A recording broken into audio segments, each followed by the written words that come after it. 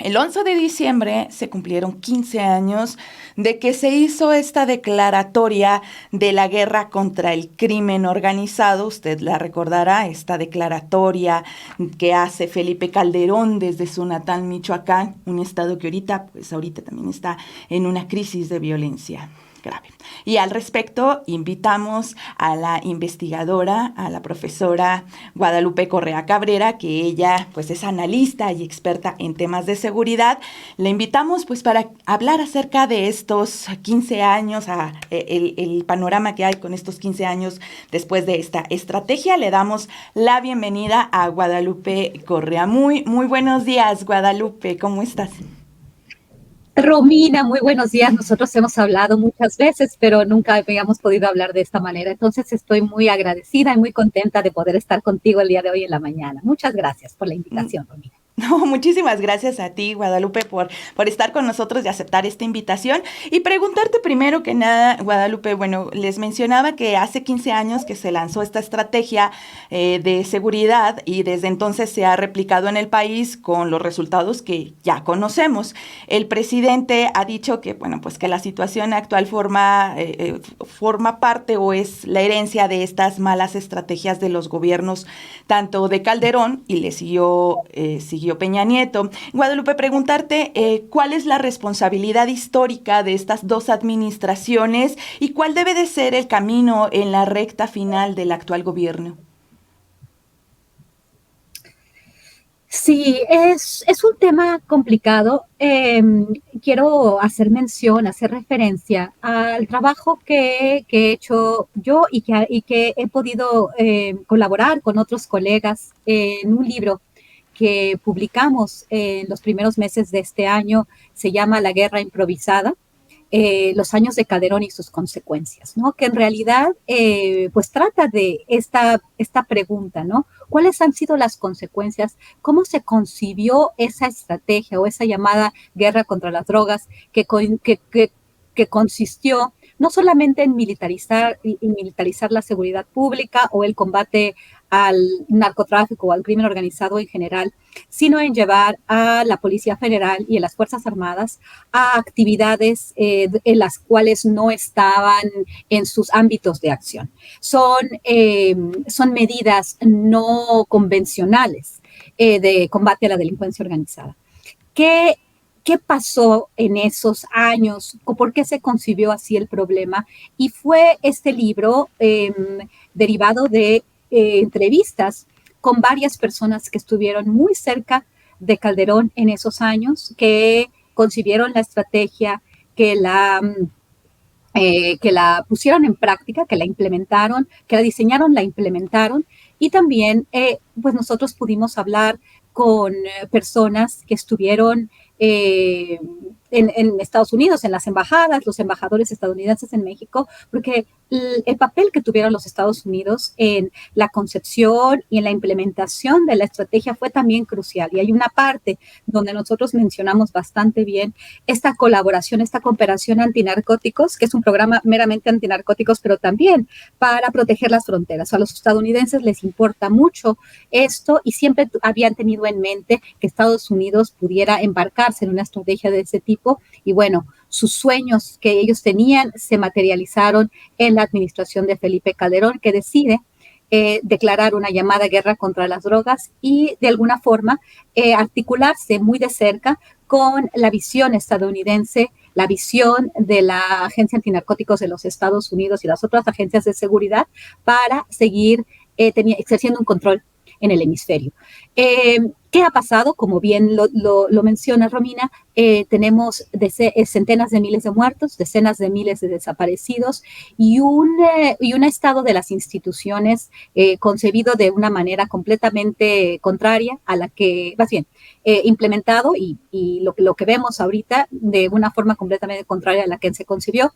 Y bueno, los años de la actual administración pues han sido complicados también en este sentido, bastante complicados. Se intenta darle un vuelco total a esta estrategia, en primer lugar en discurso, y se entiende que no se puede, o eso se plantea con la creación de la Guardia Nacional y la semimilitarización de la policía, el no avanzar hacia la reforma policial o a la creación de una policía federal que funcione de la mano de las fuerzas civiles, sino más bien de las Fuerzas Armadas. En realidad, supuestamente esto tiene que ver con la militarización de la delincuencia organizada en espacios donde efectivamente es muy difícil dar abrazos y no balazos y no mantener a las Fuerzas Armadas, independientemente de las pésimas, de las muy terribles consecuencias de una militarización. Lo que también sabemos es que la militarización de la delincuencia organizada ha dejado a las comunidades en una situación de indefensión. Entonces, realmente establecer los mecanismos para hacer frente a esta militarización criminal es muy complicado. Y además de todo, la parte institucional, la creación de instituciones, el Estado de Derecho, el combate real a la corrupción y además de todo, el combate al paramilitarismo criminal, cuando no sabemos realmente de qué estamos hablando en ciertos lugares donde explota la violencia.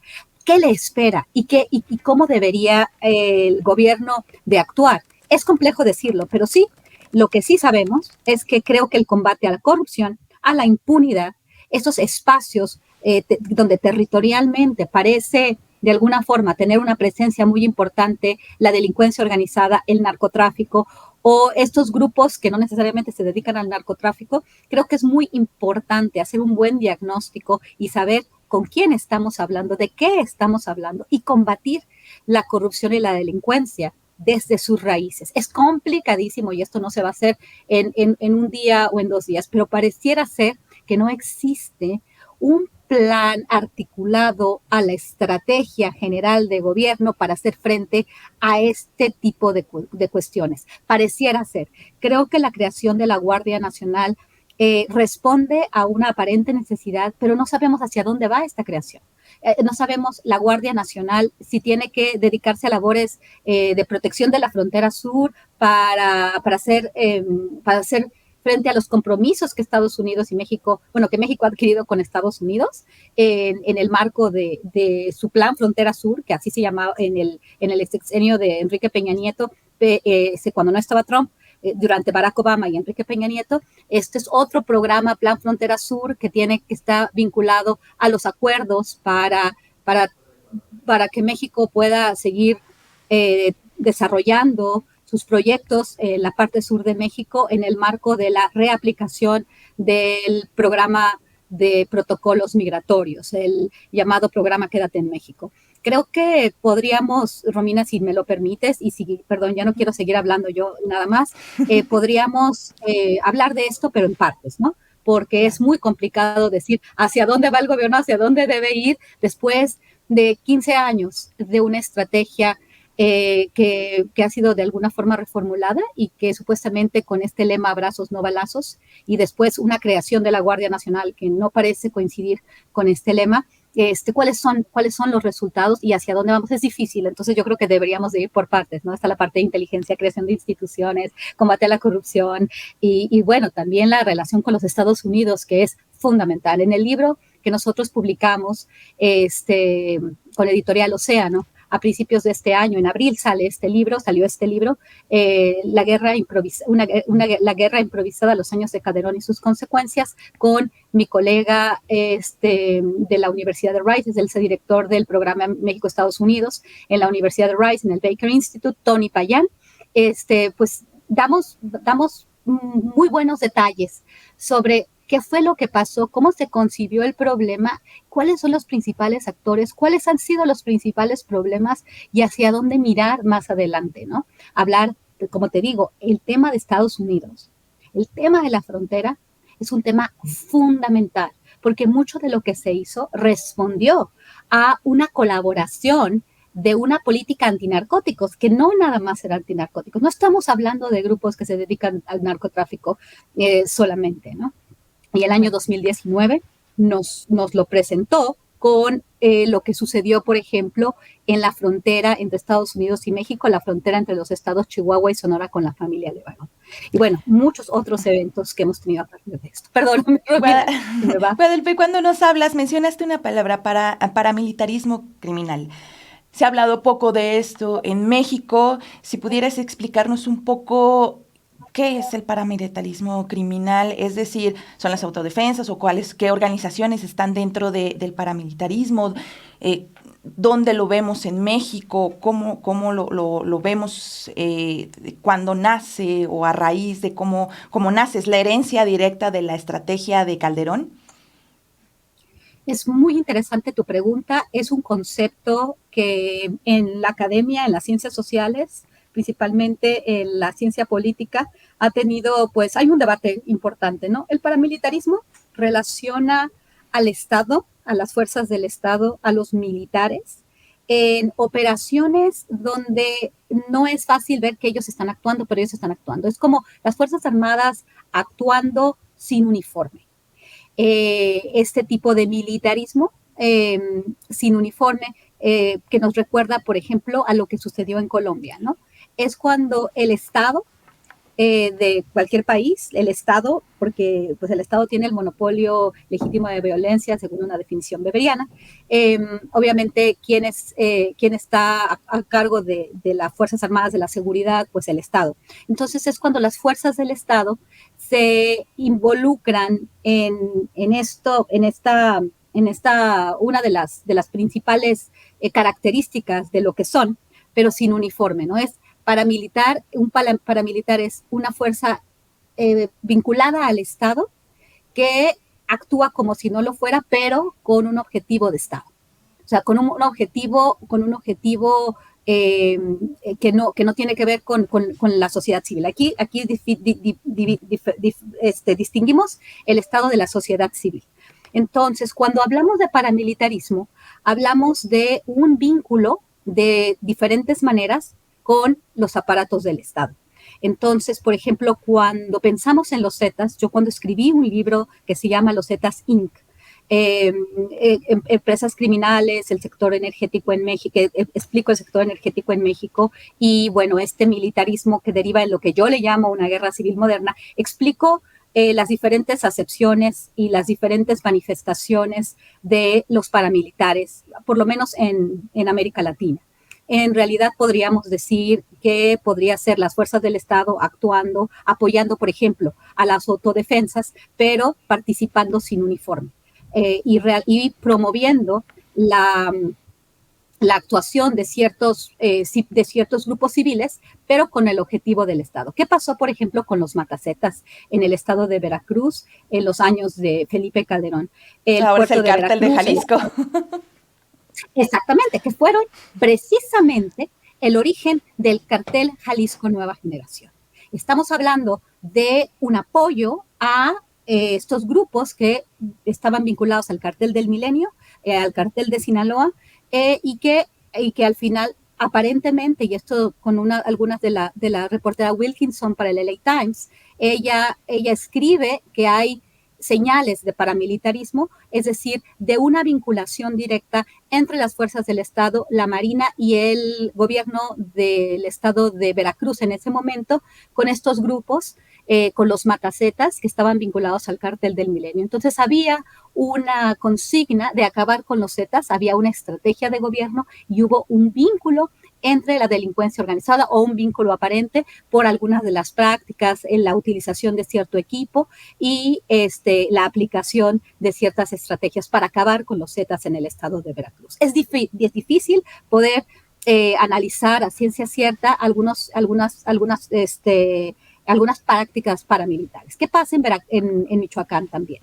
Las autodefensas van avanzando y van avanzando aparentemente pues solamente que fue una idea de la sociedad civil que estaba en contra de los caballeros templarios, que ya no podía más y se sentía indefensa. Pero pareciera ser que cuando ellos empiezan a avanzar, hay un apoyo por parte de las fuerzas del Estado a las autodefensas. Entonces, el Estado está armando a civiles o está apoyando a civiles de distintas maneras. También es difícil probarlo. Es el nuevo paramilitarismo en México. Y estamos relacionados con diferentes tipos de estas formas paramilitares en Colombia, ¿no? Es el Estado actuando sin uniforme, directamente mandando militares a cumplir con sus objetivos de controlar espacios, de retomar espacios que están controlados por los criminales. Eso. eso. La otra manera es vincularse, paramilitarismo criminal, cuando las fuerzas del Estado se vinculan directa o indirectamente con actores criminales. Cuando yo explico lo que son los Zetas, los orígenes de los Zetas tienen un origen con las fuerzas especiales del ejército mexicano. Fuerzas especiales del ejército mexicano que fueron entrenadas en operaciones de contrainsurgencia para la guerrilla, para contrarrestar a la guerrilla zapatista, y finalmente pues se quedan sin trabajo, y finalmente pues muchos de estos miembros pues se van, algunos a la Policía Federal, otros pues desertan, pero bueno, estas personas que trabajaban en las fuerzas policiales a nivel federal, en la operación Sellamiento, para operaciones antinarcóticos, pues se encuentran, y esto ha pasado en muchas circunstancias, y esto lo hemos visto, ¿no? Como estos grupos que supuestamente en las diferentes agencias, estoy hablando del Ejército, la Policía Federal, al final terminan trabajando para los narcotraficantes porque este tipo de negocios les dan más dinero. Y los casos de Genaro García Luna, a niveles ya muy altos, o el caso del general Cienfuegos, también nos puede decir que hay esta vinculación entre las fuerzas del Estado y el crimen organizado. A esto se le llama paramilitarismo criminal, cuando hay un elemento del Estado que no es claro, pero que finalmente está operando. Cuando hablo de paramilitarismo criminal, en el contexto en el que me estaba refiriendo a lo que pasó con la familia Levarón, o lo que ha pasado, por ejemplo, lo que pasó recientemente, hace algunos meses, si no mal recuerdo, en agosto, en el estado de Reynosa, cuando un grupo armado empieza a disparar a civiles. Y cuando no sabes de dónde viene, o sea, ¿realmente son narcotraficantes que van contra otro grupo? No. Esto es bien importante entenderlo. Pareciera ser que aquí y esto también nos llama a hacer mayor investigación, pero es difícil muchas veces poder establecer claramente el vínculo entre el Estado y este tipo de eventos. Entonces, ¿para qué quieres generar esta inestabilidad? ¿Para qué quieres que todas las fuerzas armadas y las fuerzas del orden pongan atención a este tipo de eventos? Se busca un objetivo político, y quizás no estamos hablando ni de criminales ni de espacios locales de actores corruptos, sino que se quiere tener un impacto más allá del combate al crimen a nivel estatal o local. Se hace una cuestión nacional y no sabemos quién puede estar atrás de esto. Porque también sabemos que a nivel geopolítico algunas potencias o algunos países son dados a generar espacios de inestabilidad para lograr objetivos que van obviamente más allá de sus propias fronteras. Entonces, en realidad, el surgimiento de los Zetas y todo este periodo, los primeros años de la administración de Calderón, era difícil entender cómo estos grupos armados, y estoy hablando, por ejemplo, de la familia Michoacán, estoy hablando de los Zetas, porque si ellos se dedicaban al narcotráfico y se dedican a actividades ilícitas, ¿por qué de alguna forma perpetran actos que inclusive llegan a considerarse actos terroristas porque van atentando contra la sociedad civil? Estamos hablando de grupos armados en una situación en la cual ya el gobierno declara una guerra contra las drogas y seguramente las fuerzas del orden van a ir contra ellos. ¿Por qué harías esto cuando lo que tú eres es un grupo económico que lo que te interesa es que no se sepa nada de ti, que puedas seguir traficando droga o vendiendo gasolina robada? ¿Por qué? ¿Por qué le cortas la cabeza a las personas, las dejas ahí, haces una narcomanta, presentas a personas colgadas? O sea, ¿por qué? ¿Y cuáles son los objetivos? ¿Quién podría estar detrás de esto? Es una cuestión política. ¿Estamos hablando de fuerzas vinculadas al Estado o estamos hablando simplemente de sociedad civil, de civiles armados? Ahí es donde no queda muy claro, y a eso me refiero con paramilitarismo criminal. La posibilidad de que haya algún otro actor detrás de la perpetración de estos si hay, por ejemplo, en un espacio donde algunos gobernadores están en contra del gobierno federal y quieren generar también cierta inestabilidad para luego tener acuerdos o ir, por ejemplo, en el caso del estado de Tamaulipas, al gobernador Francisco Javier García Cabeza de Vaca le ha gustado ir a Washington, ¿no? Y presentarse con Washington y presentar sus estrategias, ir más allá del combate a la delincuencia organizada, que son crímenes a nivel federal, y él manejarlos aparte, ¿no? En una estrategia que desde antes de que se diera todo este movimiento para desaforarlo, él ya estaba pues vinculándose directamente con agencias O sea, estadounidenses. ¿y podríamos entender que Cabeza de Vaca está utilizando el paramilitarismo? No tenemos, no tenemos investigaciones certeras sobre esto, pero el hecho de que la policía, por ejemplo, especial, por ejemplo, hablo de los GATES. Estoy hablando de algo que últimamente el periódico El Universal hizo un reportaje sobre la actividad de los GATES, que son la Policía Estatal Especial, que se crea en un momento muy complicado de la estrategia de seguridad en México, donde el estado de Coahuila estaba incendiado. Se crean esas fuerzas especiales policiales y son grupos que surgen a partir de esta idea que se tuvo en el estado de Nuevo León, ¿no? La Fuerza Nuevo León. Y entonces vienen los GATES y viene el CAYET, que se cambia de nombre hace poco tiempo y se vuelven los GOPES en Tamaulipas. Son fuerzas especiales creadas por el gobernador, se centraliza la fuerza policial y tienen como objetivo combatir a la delincuencia organizada. Pero en todos estos casos hay indicios y bueno, obviamente muchos testimonios por parte de la sociedad de que estos mismos grupos se han vinculado con grupos de la delincuencia organizada y han asesinado, han desaparecido de manera forzada a ciertos grupos y ha habido muchos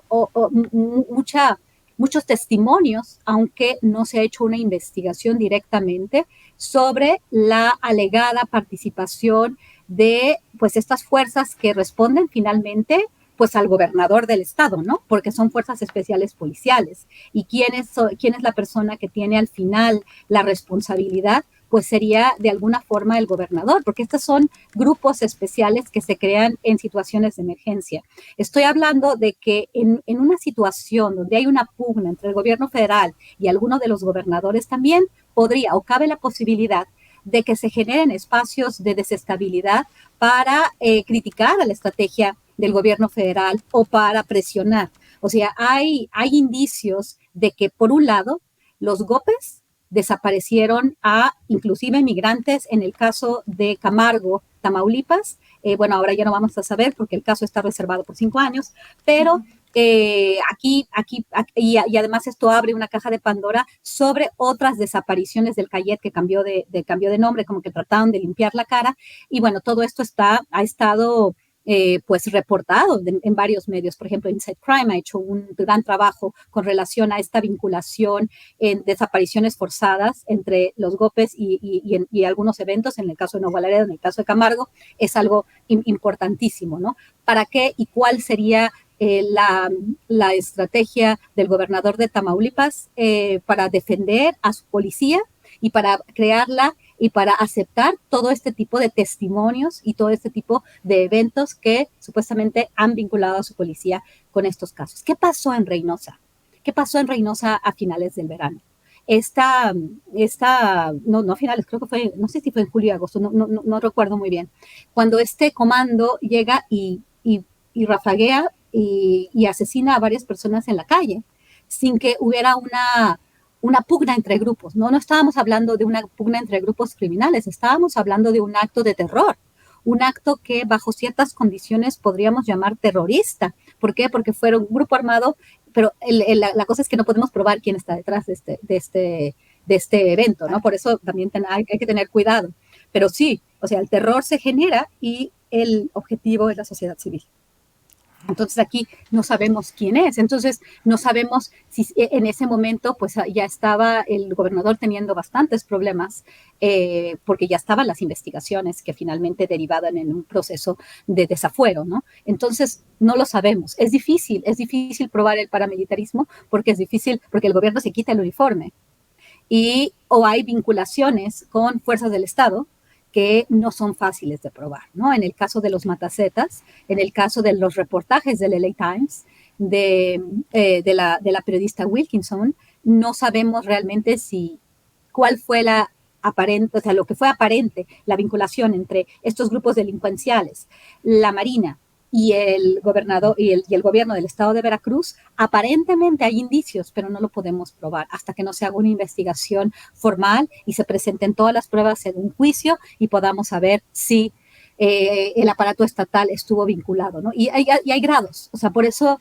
el concepto paramilitarismo es complejo y hay muchos libros, hay muchos autores que analizan uno u otra forma de paramilitarismo, ¿no? El tema de las autodefensas es un tema complejo también, porque las autodefensas y además las policías comunitarias, pues son figuras que existen tradicionalmente o que existen para hacer frente a ciertos problemas, ¿no? Entonces aquí, cuando hay una vinculación con fuerzas del Estado, es cuando ya podemos hablar de paramilitarismo, pero es muy difícil a veces distinguir en cuándo y cómo. No podemos llamarle a las autodefensas grupos paramilitares. Nada más así, o a las policías comunitarias, grupos paramilitares, sino que tiene que haber ciertas condiciones, ciertas circunstancias y apoyo gubernamental explícito, que es muy difícil probar, porque precisamente eso es el objetivo del paramilitarismo, que las fuerzas del Estado operen bajo tierra, o la vinculación puede ser criminal, pero con aparatos del Estado teniendo otro tipo de objetivos, ya sea objetivos políticos, objetivos nacionales u objetivos geopolíticos, porque también el apoyo al militarismo por parte de otros gobiernos se ha dado. Y esto se puede entender, por ejemplo, en el caso de Venezuela. Supuestamente, ¿verdad?, la oposición ha estado apoyada por algunos otros gobiernos para causar inestabilidad. Entonces aquí también tenemos este tipo de prácticas con objetivos geopolíticos. Es muy complejo. Y bueno, también tenemos otro último tipo de paramilitarismo, que es el paramilitarismo que, por ejemplo, los empresarios, y esto también pasó mucho en Colombia, los empresarios crean sus propios grupos de autodefensa, pero con fuerzas locales armadas para hacer frente o para avanzar sus objetivos estratégicos, económicos, ¿no? O sea, creas un grupo armado que está, pues, que realmente tiene formalidad en los aparatos de seguridad, ya sea locales o en tu entidad, y los utilizas para deshacerte de la competencia, por un lado, puede ser, o para hacer frente a otros grupos militares, ¿no? Perdón, a otros grupos armados, no necesariamente, no, otros grupos Guadalupe, armados. Eso es. muy bien, perfecto. Guadalupe, por último, preguntarte, regresándome un poco a la estrategia de Calderón, que es la que cumplió hace el fin de semana, se cumplieron 15 años.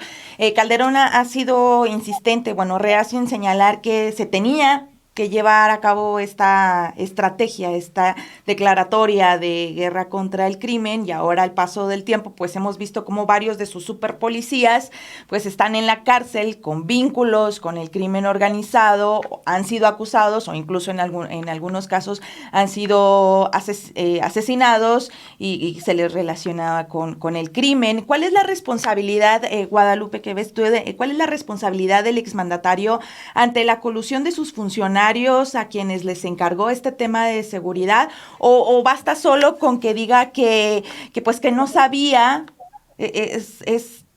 basta que aceptarle como decir, yo no sabía, como para deslindarse de algún tipo de responsabilidad? Pues yo creo que no, definitivamente no, porque además de todo, y esto en el libro lo dejamos muy claro, pero no nada más ese libro, no quiero nada más usar este espacio, ¿no?, para promocionar un libro, para nada, pero en este libro queda muy claro la figura tan importante de Genaro García Luna. Genaro García Luna fue crucial. Genaro García Luna recibió presupuestos millonarios para poder hacer su plataforma México, para poder hacer su reforma policial, para poder llevar a cabo su estrategia, y la Policía Federal era central en la estrategia de Felipe Calderón, y también el papel de él dentro del gabinete de seguridad era crucial. Si ustedes leen el libro y entienden lo que dijeron las demás personas, Genaro García Luna estaba todo el tiempo ahí. No puedo creer que una persona que hubiera operado, como dicen los estadounidenses, y espero que vayamos a escuchar, que podamos escuchar las audiencias de un juicio que es fundamental, porque aquí también tanto el presidente como los estadounidenses que colaboraron de manera tan cercana con Genaro García Luna, miembros de la DEA, del FBI, inclusive de la CIA, porque uno de estos, José Rodríguez, fue inclusive uno de los socios de Genaro García Luna en GLAC. Nosotros tuvimos la oportunidad de entrevistar a Genaro García Luna antes de que él fuera arrestado cuando estaba en Miami.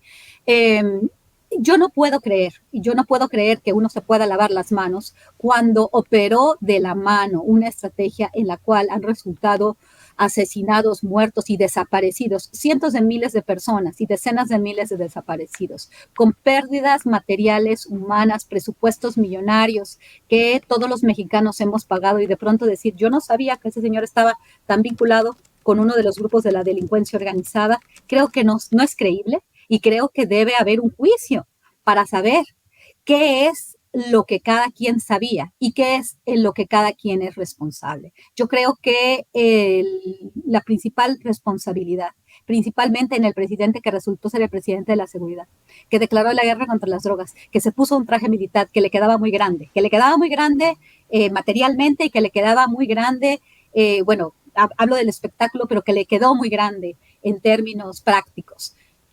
Yo pienso que la responsabilidad es mayúscula, tanto de los estadounidenses que operaron con él, que trabajaron de manera muy cercana con él, que le dieron una green card, que lo recibieron en su país para que él pudiera poner su compañía consultora, pero ahora dicen que nadie sabía que este señor estaba tan vinculado con la delincuencia organizada. La responsabilidad de Felipe Calderón Hinojosa es mayúscula, y yo creo que ese señor debería quedarse callado y preparar una defensa, porque es muy probable, ¿no?, que en el juicio, si es que hay, que la verdad lo dudo, desafortunadamente se ha pospuesto tantas veces, pareciera ser que los estadounidenses están pues muy interesados en que el señor pacte, porque así funciona su sistema judicial. Ellos pueden seguir controlando países, seguir controlando gobernantes, teniendo mucha información sobre ellos, pero creo que aquí vamos a ver, si realmente pasa este juicio, quiénes son los responsables, tanto del lado estadounidense como del lado mexicano, incluyendo al presidente de la República. ¿Por qué crees que García Luna, bueno, lo que se entiende, porque él no ha aceptado un pacto con la fiscalía, y lo que esperaríamos es que sea por peces más grandes, más gordos, en este caso el expresidente Felipe Calderón, entonces lo que entenderíamos es que lo está protegiendo? ¿Tú por qué crees que García Luna esté protegiendo a Calderón? Pues no sé que si tanto está protegiendo a Calderón, o que también hay autoridades, tal vez del otro lado, también vinculadas de manera muy cercana, y eso pondría en jaque a las instituciones estadounidenses. Eso sí es muy complicado. Entonces tal vez el señor sabe que puede jugar bastante bien con sus cartas. Yo a veces hasta temo, ¿no?, por su vida en la cárcel, ¿no?, como lo que ha pasado con otros personajes criminales que inclusive en la cárcel cometen suicidios, ¿no? Esto pues lo sabemos mucho, como en el caso de Jeffrey Epstein, y todo lo que él tenía, o toda la información que él tenía sobre la clase política al más alto nivel en los Estados Unidos. En este caso, yo creo que no estoy segura que García Luna quiera proteger al presidente, sino más bien que su información vale tanto que por eso él mismo quiere continuar con el juicio, pues quizás de una forma en que pueda seguir negociando. No estoy segura qué es lo que pueda estar pasando, pero sí tengo la impresión de que hay muchas más personas vinculadas a esta relación a esta supuesta relación entre Genaro García Luna y la delincuencia organizada, que pondría a temblar quizás al vecino país del norte y a la actual administración estadounidense, porque si recordamos, los momentos más álgidos de la iniciativa Mérida, más importantes, y bueno, obviamente todo esto se implementó de forma muy agresiva durante la presidencia de Barack Obama y la presidencia de Felipe Calderón, cuando el actual presidente de los Estados Unidos era vicepresidente. Y también recordemos que Genaro García Luna fue arrestado y fue enjuiciado durante la administración de Donald Trump. La administración de Donald Trump, el Departamento de Justicia, durante la era de Trump, tenía mucho interés en que esto avanzara. hay muchas preguntas que no es difícil poder contestarlas porque lo único que tenemos en la mano es pues realmente un arresto, ¿no? Un posible juicio y no hemos visto las pruebas y eso es lo que queremos ver y desafortunadamente si pactan, si les llega el precio, bueno, de alguna forma, yo creo que Genaro García Luna sabe perfectamente lo que está haciendo. Nada más que quién sabe también lo de su vida bueno, se puede hasta cuestionar, ¿no? Se puede cuestionar, yo puedo decir esto, ¿no? Siempre en Estados Unidos están pensando, ¿no? Creo que hace poco tiempo ha habido 2 personas que han suicidado en prisión, que tienen una información muy importante. Creo que el caso de McAfee y el caso de Jeffrey Epstein, que supuestamente pues cometieron suicidio dentro de prisión, cuando tenían probablemente información muy delicada. No sé, esto se da especulaciones, pero realmente no vamos a saber. Espero que haya un juicio, espero que conozcamos más las responsabilidades tanto de funcionarios estadounidenses como de los funcionarios al más alto nivel en México, ¿no? Porque ya sabemos lo que ha pasado con los policías de García Luna, pero ¿qué pasa con el supervisor de García Luna, ¿no? Esto es muy importante, muy interesante. Así es. Pues muchísimas gracias, Guadalupe Correa, de verdad, por estar con nosotros, por darnos tu análisis y tus conocimientos. Tienes muchísimos años estudiando en la materia y pues vamos a tenerte más seguido por acá. Claro que sí, Romina, un gusto, siempre es un gusto hablar contigo, estar con ustedes es para mí un placer y muchas gracias por la invitación a platicar sobre estos temas y disculpa que me extendí mucho en lo del paramilitarismo, pero es tan complejo y trataba de hacerlo sencillo, pero son tantas aristas, son tantas áreas de análisis, son tantos niveles de análisis que a veces es un poco difícil, ¿no? Para poder realmente explicar un tema tan complicado y no hacerlo nada más al vapor. Mil disculpas y espero que podamos continuar hablando de este tema. No, a ti muchas gracias por la explicación. Siempre de verdad se agradece la explicación para conocer también el contexto y sobre todo un tema que se habla muy poco, que es el paramilitarismo. Muchísimas gracias, Guadalupe. Nos vemos, te agradecemos y pues te deseamos que tengas muy bonito día. Igualmente, Romina, a ustedes también y que tengan muy lindo día. Gracias por la invitación.